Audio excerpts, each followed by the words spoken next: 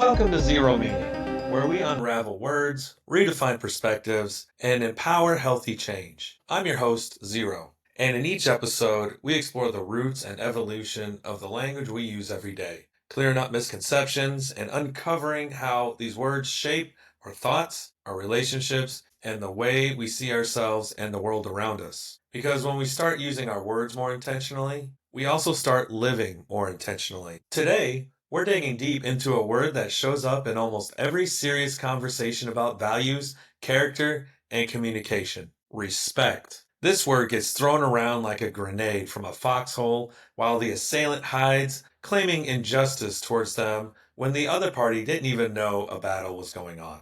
But what does it really mean? Why does it matter? And how can we live it in a way that aligns with honesty, integrity, courage, and a willingness to challenge everything, even our own assumptions? Let's break it down. But before we get into it, if you find meaning in conversations like this, don't forget to follow, like, or subscribe so you never miss a new episode. And if something resonates, share it with someone who needs to hear it. Let's spread the word, literally. The word respect gets thrown around a lot. Show some respect. Respect your elders. I feel disrespected. But without a solid understanding of the word, we risk misusing and misunderstanding its true power. So let's start where all things in Xero Meaning begin, at the roots. Respect comes from Latin respectus, meaning regard, a looking back at, consideration, from respicere, to look back at, to regard, to consider. It's made up of meaning back, and spicere, meaning to look at. In its root form, respect is about a careful, thoughtful attention, a looking again and again with consideration and intention. It's not reactive, it's reflective. But what exactly are we looking at when we respect someone? And how can that looking go beyond surface gestures to become something deeply aligned with who we are? To fully understand what we're working with, let's take this a layer deeper.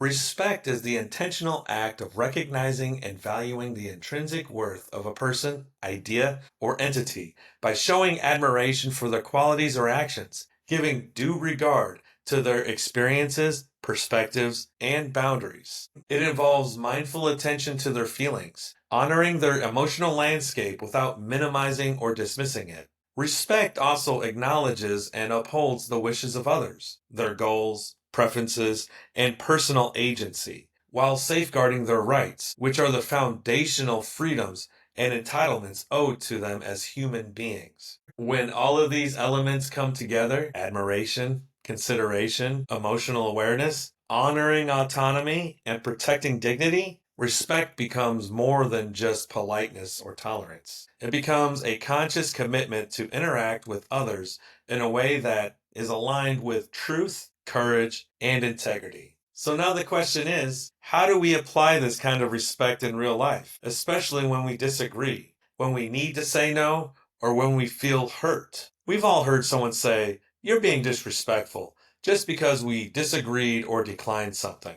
I've had people that I'm training talk about how disrespectful I am just because I am showing them the proper way to complete certain tasks according to our shared employer. They get embarrassed, probably because they're not used to someone correcting them, and then get upset and lash out. I've also had people tell me that I'm being disrespectful for declining to do something that went against my values for them.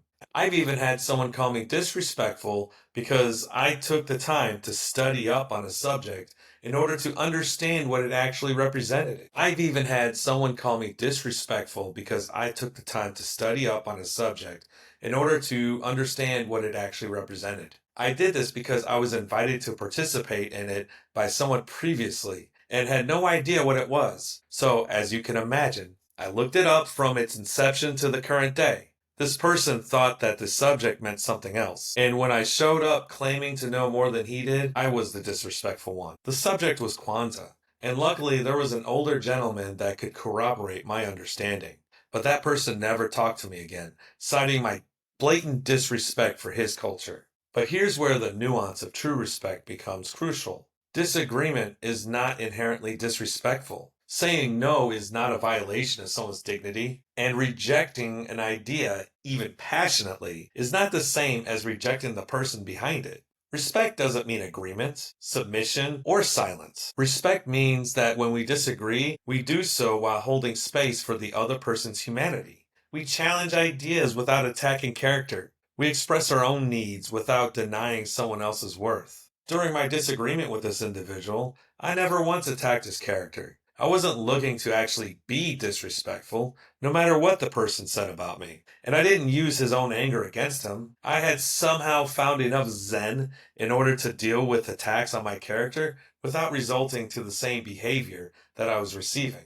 Ask yourself, can I still recognize someone's right to feel, think, or choose, even when I don't like or agree with what they feel, think, or choose? That's the test. I have chosen to be respectful and honor the wishes of people that don't want to be trained by me. I have also chosen to respect others' desire to ignore historical facts in order for them to hold on to the peace that their beliefs about this holiday creates in their hearts. Who am I to gatekeep what is holy, sacred, and meaningful to other people? What kind of world are we building if we only extend dignity to those who reflect our own image back at us? And how much more powerful would our relationships be if we could challenge each other fiercely, honestly, and with courage without resorting to contempt or control? So how do we live this out? First, respect yourself. That's not a cliche, it's foundational. If you don't honor your own boundaries, your own emotional landscape, your own needs and rights, it becomes easier to either demand or deny those same things in others. Second,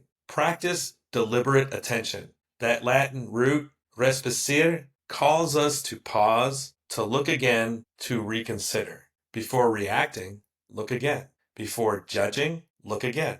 Before writing someone off, look again. Third, learn to listen, not just to respond, but to understand. Listening is one of the most radical forms of respect we can give in today's world. What does it look like to listen with respect, even when you feel triggered? Even when the other person isn't showing you the same grace? That's where your values come in. Honesty, integrity, courage. These are the tools. Respect is the application.